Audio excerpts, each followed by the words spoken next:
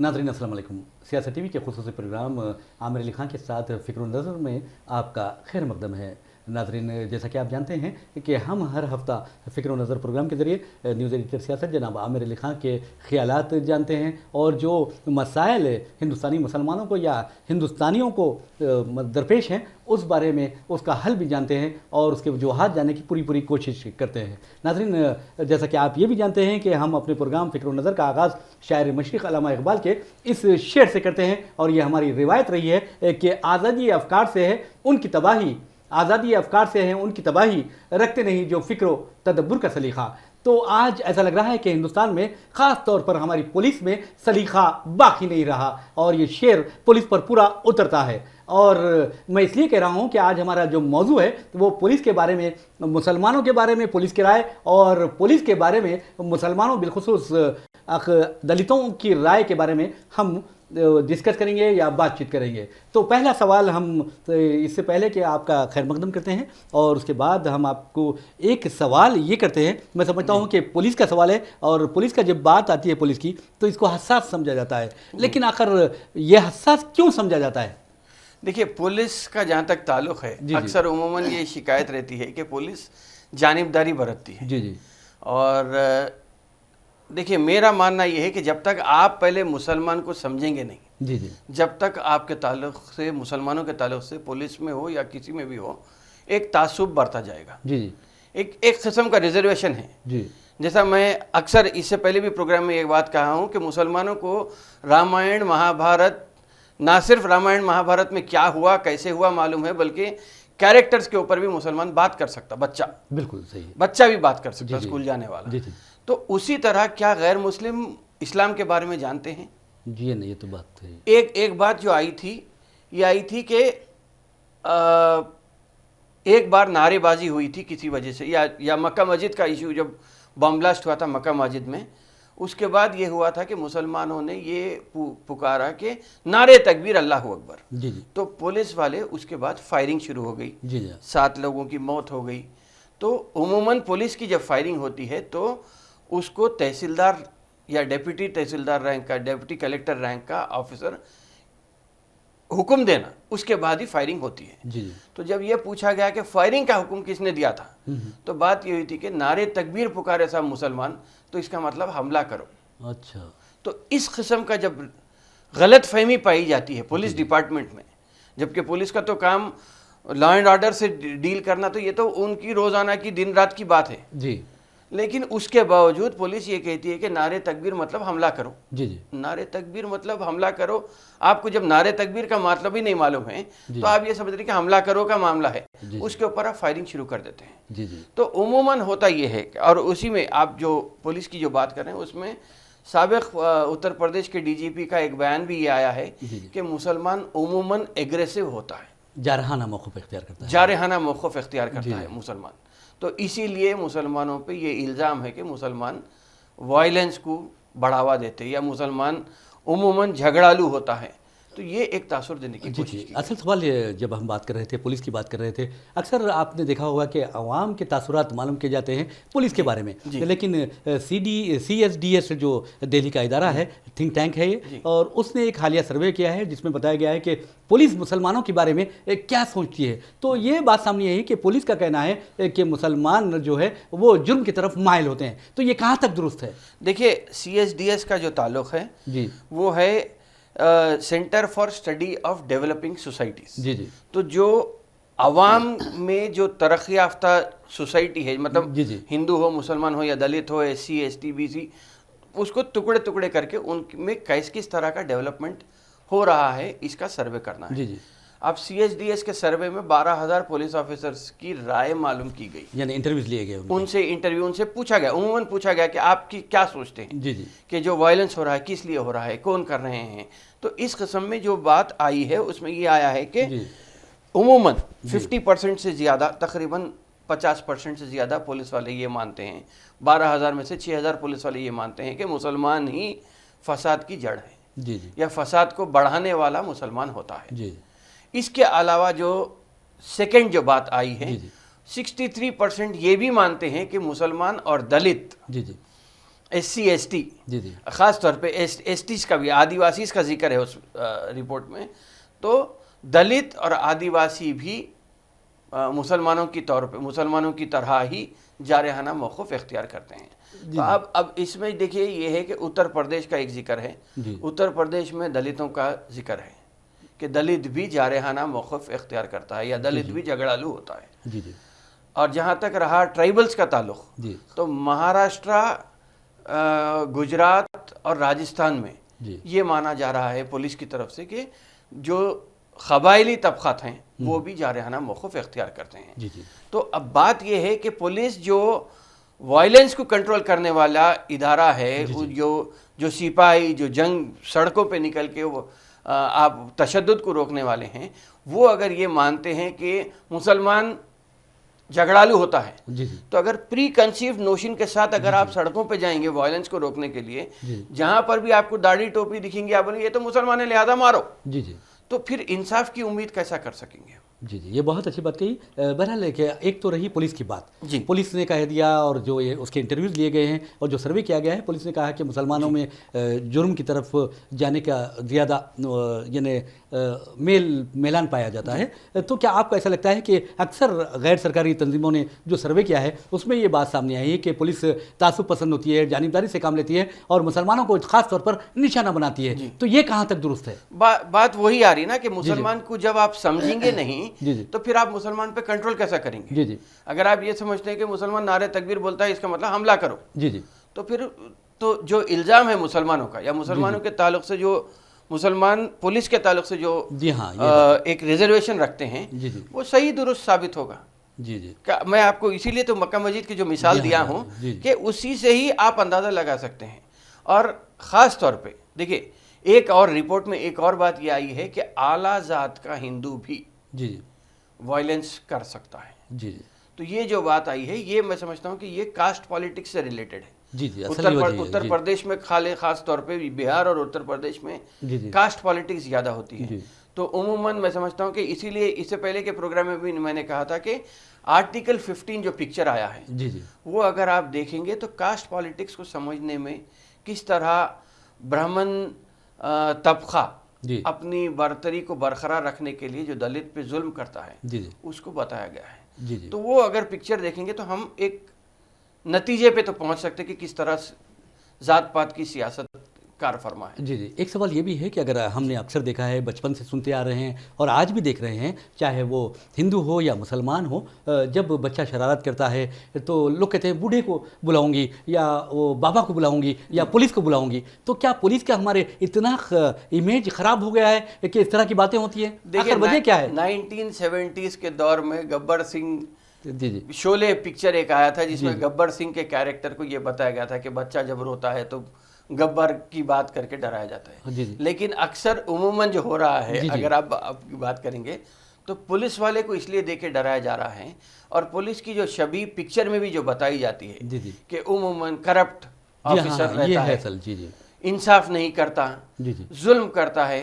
और ख़ास तौर पे एक बात ये कही जाती है, जब वर्दी पहन लेता है पुलिस वाला, जी जी, तो उसको पूरा इंसानियत उसमें से निकल जाती है और हैवानियत चढ़ जाती है। इस तरह के तासुर पाया जाता है। एक तासुर है, एक कहावत है, एक बड़े पुराने लोगों की मुहावरा हो गया, मुहावरा के तौर पे है कि पुलिस वाला उमूमन जब ऑफिसर जब ड्रेस पहन लेता है, यूनिफॉर्म पहन लेता है, तो उसमें इंसानियत बाकी नहीं रहती है।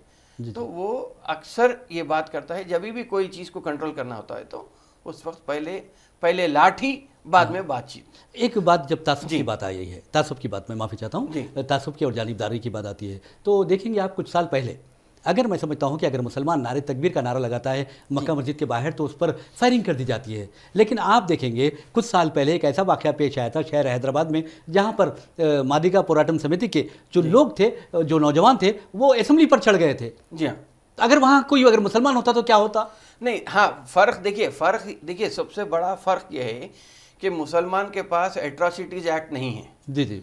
दलित के ऊपर अगर कुछ जुल्म ज़्यादती होती है तो फ़ौरन एट्रॉसिटीज़ एक्ट उस पर लागू हो जाता है। दलित की कंप्लेंट के ऊपर पुलिस ऑफिसर हो या सियासी लीडर हो या डेप्यूटी चीफ मिनिस्टर हो या चीफ मिनिस्टर हो, जी जी उनके ऊपर केस बुक हो सकता है। जी जी आप देखिए जो मादिगा पोराटा समिति की बात जी हाँ, कर रहे हैं आप, जी हाँ उस वक्त राजशेखर रेड्डी साहब चीफ मिनिस्टर थे जी जी और आंध्रा ज्योति के एडिटर साहब की बातचीत, उनके एक बयान पे, एक स्टेटमेंट के ऊपर उनके ऊपर एक केस हुआ था और उनको 4 दिन के लिए जेल में भेज दिया गया। जी जी हाँ जी हाँ तो बिल्कुल ये एट्रोसिटीज एक्ट का जो सहारा है जी जी दलित को, जी जी उससे दलित फिर भी रिलेटिवली बचा हुआ है। जी जी मुसलमान के पास ऐसा कोई हथियार नहीं है। लेकिन यहाँ पर ह्यूमन राइट्स है, क्या ह्यूमन राइट्स का से खिलवाड़ किया जा रहा है? नहीं, अब तो ह्यूमन राइट्स तो देखिए आप, ह्यूमन राइट्स तो नाम के लिए रह गए हैं, जी जी वरना तो ह्यूमन राइट्स का कोई ऐसा कोई आप कोई नज़ीर भी आप पेश नहीं कर सकते जी जी इंसाफ जहाँ पे ह्यूमन राइट्स वायलेशन के ऊपर हो रहा जी। है। आप देखिए वारावारा राव को नक्सलाइट की हमदर्दी के उसमें जी जी गुज़िश्ता मैं समझता हूँ कि 3-4 महीने से जेल में है। जी जी कौन पूछने वाला है? हाँ सही ये सिविल राइट्स की बात करने वाले, ह्यूमन राइट्स की बात करने वाले लोगों को अगर इस तरह पुलिस जेल में डालती है, जी जी तो मैं समझता हूँ कि ये सिवाय ह्यूमन राइट्स, सिविल राइट्स और हर किस्म के फंडामेंटल राइट्स की पामाली की कोई दूसरी चीज़ नहीं हो सकती। जी जी बहरहाल नाज़रीन, जिस अंदाज में पुलिस के बारे में आवाम में तासुर पाया जाता है वो बहुत ही गलत तासुर है। और लेकिन हम ये तो पुलिस की बात रही, और पुलिस पर करप्शन के इल्ज़ाम लगाए जाते हैं, जानिबदारी के इल्ज़ाम लगाए जाते हैं और तासुब के भी इल्ज़ाम लगाए जाते हैं, यहाँ तक कि कत्ल के भी इल्ज़ाम पुलिस पर आयद किए जाते हैं हुकूक़ इंसानी के जहदकारों की जानिब से। लेकिन एक सवाल अब ये पैदा हो रहा है हिंदुस्तान में, ख़ास तौर पर लिंचिंग को लेकर, कि हमारे ग्रुप ऑफ मिनिस्टर्स जो हैं वो क्या लिंचिंग के ख़िलाफ़ कानून मंजूर करेंगे या नहीं करेंगे। देखते हैं एक छोटे ब्रेक के बाद आमिर खान साहब के साथ।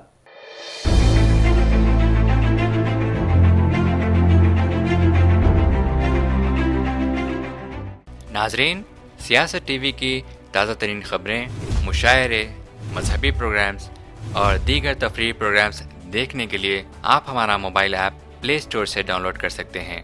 इसके अलावा यूट्यूब और फेसबुक पर आप सियासत टीवी का रास्त टेलीकास्ट भी देख सकते हैं। यूट्यूब पर सियासत टीवी सब्सक्राइब करें और बेल आइकॉन पर क्लिक करें ताकि नए वीडियोस आप तक फौरी तौर पर पहुंच सकें।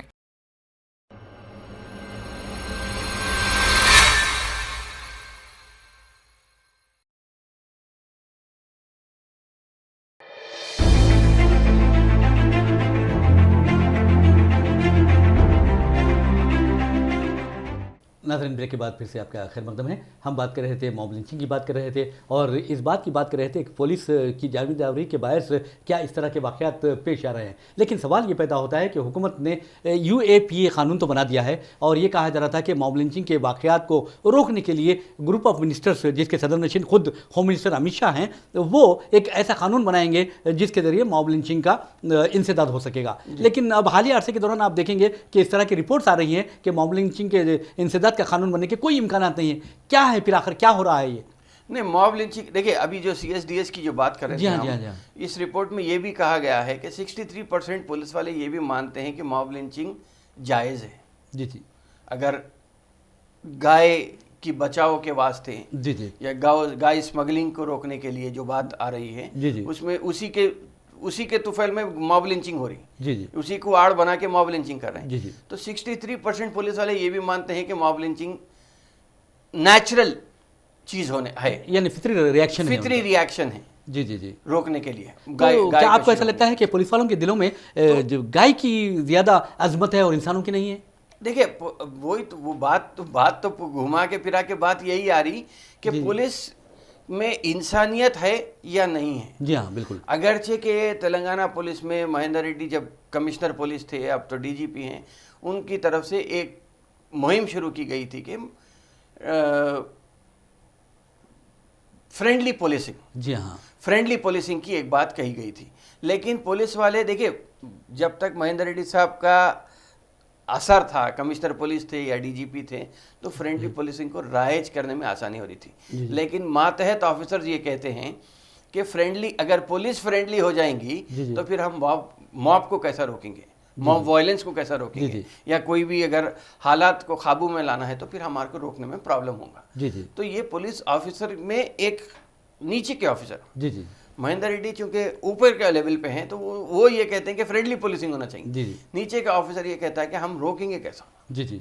तो पुलिस के ताल्लुक से जो बात है वो कहीं ना कहीं पुलिस अपनी छवि को दुरुस्त करने के लिए मैं समझता हूँ कि गैर जानिबदार होके जी जी जब तक कि वो नमूना पेश नहीं करेंगे, जी जी मैं समझता हूँ कि पुलिस पे कॉन्फिडेंस आना बहुत मुश्किल है। जी जी। अच्छा, ये जो कानून की बात है, इंसदाद मॉब लिंचिंग, मॉब लिंचिंग जी जी मॉब लिंचिंग का कानून तो मैंने समझता कि ग्रुप ऑफ मिनिस्टर्स भी कोई सिफारिश करने वाले हैं। जी जी इसलिए कि हर चीज़ के वास्ते देखिए पॉलिटिकल विल होना ज़रूरी है। जी जी जब तक के पॉलिटिकल विल आपके पास जो साहिब कुर्सी के पास नहीं होता, जी जी, मैं समझता हूँ कि उस पर अमल आवरी बहुत मुश्किल है। तो आपका क्या मतलब है पॉलिटिकल विल का? मतलब यानी क्या कोई और रिमोट कंट्रोल के जरिए ये हुकूमत चल रही है जो जिसके नतीजे में इनके पास पॉलिटिकल विल नहीं है? नहीं, पॉलिटिकल विल अगर बात करेंगे तो देखिए पॉलिटिकल विल राजशेखर रेड्डी के पास थी, वाइस राजशेखर रेड्डी के पास, इसीलिए राजशेखर रेड्डी ने 5% रिजर्वेशन देने का ऐलान किया था। जी जी, 5 झगड़े में आए, 4 हुए। जी जी, लेकिन जो जुर्रत होना चाहिए, जी जी, चीफ मिनिस्टर के पास अगर जुर्रत है, जी जी, अगर चीफ मिनिस्टर अपना ताकत को बता सकते हैं, जी, तो उन्हें मैं समझता हूँ कि उनको फ्री विल देके, खाली इंफॉर्मेशन पे गवर्नमेंट चलाने से ही गवर्नमेंट नहीं चलती। जी, आपको कहीं ना कहीं अपनी पॉलिटिकल विल, अंग्रेजी में अगर हम बात करेंगे तो स्पाइन, रीढ़ की हड्डी होना पड़ता बोलते। जी जी, तो स्पाइन अगर है आपके पास, जी जी, तो मैं समझता हूँ कि उस पर अमल हो सकता है नहीं, किसी भी चीज़ में। हम बात कर रहे हैं यूएपीए, अगर आप हाँ, कानून मंजूर करते हैं जी, इसके लिए पॉलिटिकल विल है आपके पास। आर्टिकल 370 मनसूख करते हैं, इसके लिए पॉलिटिकल विल है आपके पास। लेकिन इंसान मर रहे हैं, उन्हें रोकने के लिए आपके पास नहीं है पॉलिटिकल। देखिए आप किससे इंसाफ की उम्मीद कर रहे हैं? जी, अगर गालिब की ज़बान में ये कहेंगे कि हमको उनसे उम्मीद की है वफा, जिनको जो नहीं जानते कि वफा क्या है, जी, जी, जी, तो उनसे अगर आप पॉलिटिकल विल की बात करें तो मैं समझता हूँ कि ये सिर्फ हमारी खुशफहमी है या हमारी एक अच्छी खुशगोई सुनना चाह रहे हैं हम, तो हम बता रहे हैं कि आपसे पॉलिटिकल विल की हम उम्मीद कर रहे हैं, आप मॉब लिंचिंग के लिए कानून लाओ। तो क्या आपको ऐसा लगता है कि कानून आएगा नहीं अब? मैं नहीं समझता कि कोई कानून बनने वाला है। जी जी, यूएपीए आप कानून बना लिए हैं जिसमें कल के दिन किसी भी हो, कोई भी आदमी हो, चाहे वो आमिर अली खां हो या रियाज अहमद हो, आप सीधा कॉलर पकड़ेंगे, कान पकड़ेंगे, लेके जाके बंद कर दे सकते आप जी। मगर मॉब लिंचिंग के लिए आप कानून नहीं बना रहे। तो इससे यही बात आ रही कि आपके खुद दिमाग में कितनी तहफ़्फ़ुज़ बरकरार है, यानी रिजर्वेशन आप एक रिजर्वेशन रखे हुए हैं कि मुस्लिम कम्युनिटी के ताल्लुक से।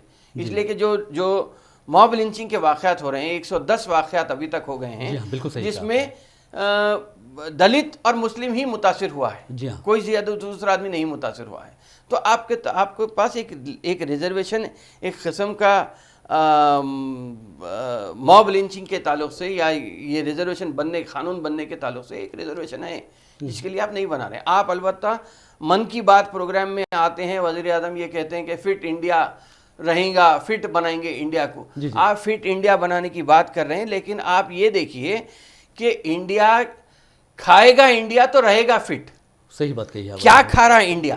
खाने की आज़ादी आप की तरफ से एक पाबंदी लगाई गई है, जी जी, और जो खाने के इंडस्ट्रीज पे जिसका कब्जा है, जो तबका आपको ही सपोर्ट करता है, जी जी, वज़ीर आज़म को या बीजेपी को सपोर्ट करने वाला तबका है, जिसके पास खाने के इंडस्ट्रीज़ हैं और वही हर किस्म की मिलावट में मशगूल है, वो तबका। जी जी, ऐसे तबके की तरफ से आप ऐसे पूरे इंडिया को जो खिला रहे हैं, आप एडल्ट्रेटेड चीज़ खिला रहे हैं, जी, मिलावट शुदा चीज़ खिला रहे हैं। जी जी, आप ये देखिए कि मौज की फन्नी जी जी को आप निकाल के उसको अदरक लहसुन में मिला के दे रहे हैं। जी हाँ, जी हाँ, ये हाल आप लकड़ी को जो रंदा मारते, जो कारपेंटर जो घस के निकालता, उसको मिर्ची के और हल्दी के पाउडर में डाल के आप दे रहे हैं। जी जी, तो ऐसे लोगों के हाथ में इंडस्ट्री है, ऐसे लोग आपके समर्थक होते हैं, जी जी, फाइनेंशियल समर्थक होते हैं। जी जी, तो ऐसे लोगों के पास इंडस्ट्री रख के आप इंडिया को खिलाएंगे क्या? जो आप फिट इंडिया की बात कर रहे हैं, जिस तरह इकोनॉमिक डिप्रेशन इंडिया में आ रहा है, उसी तरह मैं समझता हूं कि ये सुस्ती भी जो आ रही है, जो फिट अनफिट इंडिया की जो बात आ रही है, मैं समझता हूं ये मिलावट शुदा कानून की वजह से ही आ रही है। जी जी जी, ये बात बहुत अच्छी बात कही है। और मैं समझता हूँ कि नाज़रीन, जिस अंदाज़ में आमिर अली खान साहब ने कहा है कि जो खानों के यानी फूड इंडस्ट्री में जो मिलावट की जो शिकायत आ रही हैं, उससे इंसानी सेहत पर बहुत ज़्यादा असर पड़ता है। ख़ासतौर पर मैं समझता हूँ कि जो वाइटल आर्गन्स है उन पर बहुत ज़्यादा असर पड़ता है। इंडिया को अगर आप देखेंगे तो diabetes capital of the world बताया जा रहा है। जी हाँ, जी हाँ, हार्ट और ब्लड प्रेशर का कैपिटल ऑफ द वर्ल्ड बताया जा रहा है। इसके अलावा अब नई जो बीमारी आ रही है वो एड्स और कैंसर की बीमारी भी इंडिया में काफी तेजी से फैल रही है, बहुत ज्यादा आगे होते जा रहे हैं। तो ये जब हो रहा है तो आप फिट इंडिया ये नारे कब तक नारों पे चलाएंगे आप? एक तो आपने कहा है कि कैंसर है, एड्स है या फिर दूसरी बीमारियां हैं, तो क्या आपको ऐसा नहीं लगता कि लिंचिंग भी एक बीमारी बन गई है? देखिए, मॉब लिंचिंग ये तो मेंटल इलनेस है, जी जी, दिमागी बीमारी है जी जी, जो आजकल समाज में बहुत आम तौर पे पाई जा रही है। जी जी, चाहे वो मॉब लिंचिंग हो, चाहे आप रेप हो, जी जी, जुवेनाइल रेप हो, जी जी, या मार डालने की जो सिस्टम आ गया है कि किसी भी किस्म से हिंदुस्तान को टॉलरेंट कंट्री कहा जाता था, जी जी, अब फिल वक्त इनटॉलरेंट कंट्री में हम आगे बढ़ते चले जा रहे हैं। जी जी, अगरचे कि तालीम आम हो रही है लेकिन इंसान जाहिल होते चले जा रहा है जी जी, हरकत में। जी जी, तो ये एक चीज़, आप फिट इंडिया ये सब जो बात कर रहे हैं आप, 1,76,000 करोड़ रुपए आप आरबीआई से निकाल लेते हैं, जी जी, तो ये किधर लेके जाना चाह रहे हैं आप इंडिया को? जी जी, आपने बहुत अच्छी माशी बात तौर कही। पे अगर इंडिया कमजोर होता है तो मैं समझता हूं कि उसके बाद तो फिर आप ये देखिए, हिंदुस्तान की एक बात ऐसी है कि आप फोन कीजिए 10 मिनट में आपके घर पे पिज्जा आ जाएगा, जी जी, या खाना आ जाएगा, स्विगी से आप मंगा लीजिए, लेकिन एम्बुलेंस आने में आपको आधा घंटा लगेगा। बड़ी अफसोसनाक बात है। और डॉक्टर पर पेशेंट रेशियो अगर आप देखेंगे डॉक्टर का, तो आप वहां पे पीछे हैं। जी जी, तो ऐसे बहुत सारे हमारे पास प्रॉब्लम्स हैं। आप खिलाने के ऊपर दूध की जो बात है, जी जी, 125 करोड़ 125 करोड़ का मुल्क है आपके पास, आप 50 ग्राम दूध आप एक आदमी को नहीं दे सकते। जी जी, तो मिल्क प्रोडक्टिविटी आपके पास कम है, पाउडर से दूध बना ले रहे हैं आप। तो ऐसे मैल न्यूट्रिशन के जो केसेस हैं, जी जी, कम खाने की वजह से एनीमिया के केसेस हो जा रहे जी जी, हैं, हाँ। खून की कमी के जो केसेस हाँ, हो जा रहे हैं, अगर आप उस पर बात करेंगे तो मैं समझता हूँ कि हर एतबार से, सेहत के एतबार से अगर आप देखेंगे तो हम हर एतबार से नीचे हो गए। एक बात आपने कही है कि पिज़्ज़ा तो फ़ौरन 10 मिनट के अंदर पहुंच जाता है, लेकिन एम्बुलेंस पहुंचने में आधा घंटा लगता है। तो क्या आपको ऐसा नहीं लगता है, हालिया अरसे के दौरान सारी दुनिया ने देखा है कि कई दलितों की मैयतें ले जाने के लिए उनके पास एम्बुलेंस देने से इनकार कर दिया गया था? देने से इनकार, इसीलिए तो वो ब्रिज से लटका के रखे थे मैयत को। जी हाँ, जी हाँ, कितनी अफसोस की बात है। ये कास्ट सिस्टम, और मैं समझता हूँ कि ये गैर जानिबदारी, non biased, non partisan attitude अगर जी जी, जब तक ख़त्म नहीं होगा, और ये ख़त्म होने के लिए मैं समझता हूँ कि जो कुर्सी सदारत पे बैठे हुए, वज़ीर आज़म की कुर्सी हो या वज़ारत की कुर्सियों पे बैठे हुए हैं, उनके ऊपर बहुत ज़्यादा जिम्मेदारी है। ये होती है। एक बात ये भी है कि आपने जब बीमारियों की बात की है, रेप का भी जिक्र आता है, ये कि चलिए मेंटल इलनेस आपने कहा है, तो क्या आपको ऐसा लगता है कि सिर्फ बीजेपी कायदीन को ये बीमारी लग गई है? अब साहिब इख्तदार को बीमारी नहीं, हालिया अरसे के दौरान आप देखेंगे रेप केसेस में साहिब इख्तदार को ये बीमारी है। जी जी, तो अब इतने साल के बाद भूखे थे, इख्तदार मिल गया तो फिर वहां पे शुरू हो गया ये काम, ये इस तरह। तो देखिए, मगर उमूमन ये हो रहा है कि ये ज्यादा हो गया है। जी जी, नहीं अब देखिए, अब बढ़ आप गया। बीजेपी एमएलएस इसके केसेस में इन्वॉल्व जी है, हाँ। इसी तरह साबिक रुकन पार्लियामेंट है। देखिए, जी नहीं, हाँ, ये तो कास्ट सिस्टम के साथ साथ अब इख्तदार के साथ इसको जोड़ना जरूरी है। हाँ, जी जी, तो कास्ट, अपर कास्ट में ये चीज हो गई तो है। ये इख्तदार का नशा है या गुरूर है? आप नशा बोलिए या गुरूर बोलिए, कुछ भी बोलिए, बहरहाल कुर्सी का इख्तदार है। कुर्सी की आजकल जो सबसे ज़्यादा है, जैसा अगर आप बात करेंगे तो अरब ममालिक की जो बात है, जी जी, अगर मैं इसमें अरब ममालिक की बात इसलिए लाया हूँ कि जो कुर्सी का नशा है, जी जी, अरब ममालिक जिधर रियाल उधर ख्याल, जी जी, जी, इस तरह की अब पूरा- तस्वुर आ रहे हैं, इस तरह की बातें आ रही एक हैं। किस्म की बात आ रही है। आप देखिए कि कोई अरब ममालिक से आप इंसाफ की या मुसलमानों के ताल्लुक से हमदर्दी की बात हो, जी, आप नहीं कर सकते। इतने 54 कंट्रीज हैं OIC के, जी जी, उनके पास से भी कोई बयान नहीं आता है मॉब लिंचिंग हो रही है जिसमें मुसलमान मरते चले जा रहे हैं। जी जी, लेकिन अब ये हो गया है कि अरब ममालिक को जो पैसा अमेरिका में लगाए थे, जी जी, लंदन में लगाए थे, जी जी, वो पैसा फिर कहीं ना कहीं एक अच्छी जगह लगाना है। जी जी, तो वो अब उनको सबसे बेहतरीन मुल्क मिला है हिंदुस्तान। जी जी, जी, तो आप हिंदुस्तान में ये पैसा लगाने चले जा रहे हैं। जी जी, अब हिंदुस्तान में जब पैसा लग जाएगा, पैसों की उनको उस पे, अब तक तो तेल की रोटी खाए थे, अब ये हिंदुस्तान से आमदनी की जो रोटी खाने वाले हैं, इसीलिए खामोश बैठे हुए हैं। तो क्या आपको ऐसा लगता है कि हिंदुस्तान ने हालिया अरसे के दौरान, ख़ास तौर पर वज़ीर-ए-आज़म नरेंद्र मोदी की वज़ारत उज़्मा के दौर में अरबों से ताल्लुकात गैर मामूली कर लिए हैं? नहीं, अरबों से ताल्लुकात हिंदुस्तान के हर वक्त अच्छे रहे थे जी, लेकिन इस पर बहुत ज़्यादा बीच में ख़राब हुए थे। जी जी, जब हम बीजेपी की गवर्नमेंट में जब थोड़ा कुछ हद तक हालात ख़राब हुए थे, लेकिन फिर एक ऐसे वजीर आज़म जिसके ऊपर कई इल्ज़ामात हैं मुस्लिम दुश्मन होने के, उसके बावजूद उनकी वाहवाह हो रही है, चाहे वो सऊदी अरब में हो, चाहे बहरीन में हो, चाहे यूएई में हो, तो इस किस्म की वाहवाह हो रही है। तो यहाँ पे सिर्फ बात आ रही एक ही के पैसे की, ये बिजनेस की, मतलब मैं पैसा आपके पास लगाऊंगा, मेरे पैसे का तहफ़्फ़ुज़ और मेरे पैसे का अच्छा मुनाफा आप मुझे दीजिए। एक सवाल ये भी है कि जैसा कि आपने कहा है कि देखिए उमूमन ये भी कहा जाता है कि अरबस्तान के लोगों को ऊंट की पीठ से उतरे और सीधा कैडिलैक में बैठे, तो बीच का दौर मिस हो गया उनके पास। तो ये बीच के दौर को कभी नहीं देखे। तो अब ये है कि अब पैसों से ज़्यादा मोहब्बत हो गई है, बजाय इसके कि इंसानी उम्मत कुछ भी बोल लीजिए उससे। एक सवाल, जैसा अरबों की बात आपने कही है, और अरबों ने हिंदुस्तान की मईशत सुधारने में और हिंदुस्तान की मईशत को मुस्तहकम बनाने में अहम रोल अदा किया है, तो क्या आपको ऐसा नहीं लगता जो हमारे माशरे में जो इसराफ, बेजा इसराफ हो रहा है, ख़ासतौर पर शादी ब्याह में और दूसरे तकारीब में जो इसराफ किया जा रहा है, और वहाँ लोग कमा रहे हैं मुसीबत से और यहाँ पर बहुत आसानी से उसे लुटा दिया जाता है, तो आप क्या कहेंगे, क्या मैसेज देंगे आप? नहीं, देखिए सबसे बड़ी बात यह है कि अगर हम बात करेंगे तो अभी हाल में एक नॉन रेजिडेंट इंडियन से आए थे, मुलाकात हुई थी उनसे, तो उन्होंने कहा कि वो हर महीना 50,000 रुपये अपने बीवी और बेटी बच्चों के लिए भी जाते हैं। तो 50,000 में सेविंग कितनी हो रही है?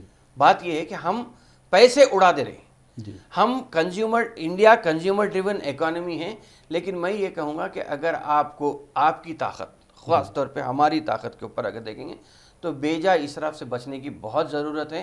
इकोनॉमिक डिप्रेशन किधर लेके जाने वाला है हिंदुस्तान को, ये नहीं बोल सकते, इसलिए कि हिंदुस्तान में तो इलेक्शन ख़त्म हो गया है, लेकिन अमेरिका का इलेक्शन अगले साल होने वाला है। तो उमूमन होता ये है कि अमेरिका के इलेक्शन से पहले या तो इकोनॉमी बहुत ज़्यादा डाउन हो जाती है, इफ़रात ज़र की कीमत बढ़ जाती है। तो मैं ये कहूँगा कि आप बचाने का जो सिस्टम है, मैं ये नहीं कह रहा हूँ कि आप कंजूस बन जाइए या ज़रूरतमंद की भी मदद मत कीजिए, मगर ज़रूरतमंद की मदद करना अलग है, लेकिन बेजा इसराफ से बचने की जो बात इस्लाम में बताई गई है, सरकार के अहादीस में बताई गई है, तो उस पर अमल करना ज़रूरी है, ताकि हम अगर हमारे पैसे को सोच समझ के अगर खर्चेंगे तो मैं समझता हूँ कि इससे बहुत सारा ना सिर्फ कम्युनिटी का भलाई होगी, बल्कि पूरी हिंदुस्तान में भी हमारी एक ताकत को बताने का एक ज़रिया बन सकते हैं। बहुत प्यारा मैसेज दिया है। और वैसे भी मैं समझता हूँ कि जिस अंदाज में रुपए की कदर घट रही है और सोने की कदर बढ़ती जा रही है, 40,000 रुपये तो सोना 1 तोला हो गया है, तो इस बारे में मैं चाहता हूँ कि ख़ास तौर पर ख़वातीन को क्या मैसेज देंगे कि वो किस तरह ख़रीदारी में कैसी होशियारी बरतें? नहीं, देखिए जो चीज़ लेना है आपको आप लीजिए। उमूमन ये कहा जाता है कि मुस्लिम ख़वातीन अगर अंदर आती हैं तो थैली भर के पूरा अपना जो भी सौदा ख़रीदना होता है वो अच्छा खास तादाद में ख़रीद के जाते हैं। तो मैं समझता हूँ कि जो चीज़ की ज़रूरत है वो चीज़ ख़रीदिए, जो चीज़ एक्स्ट्रा आप ले रहे प्रिकॉशनरी मेजर के तौर पे, मैं समझता हूँ इससे बचने की ज़रूरत है। बहरहाल ये थी, इसी प्यारे प्यारे मैसेज के साथ हम अपना प्रोग्राम फ़िक्र नज़र ख़त्म करते हैं। मुझे मोहम्मद रियाज़ अहमद को इजाज़त दीजिए, इंशाअल्लाह फिर हफ्ते को मुलाकात होगी। तब तक के लिए अल्लाह हाफ़िज़ और आपका भी शुक्रिया।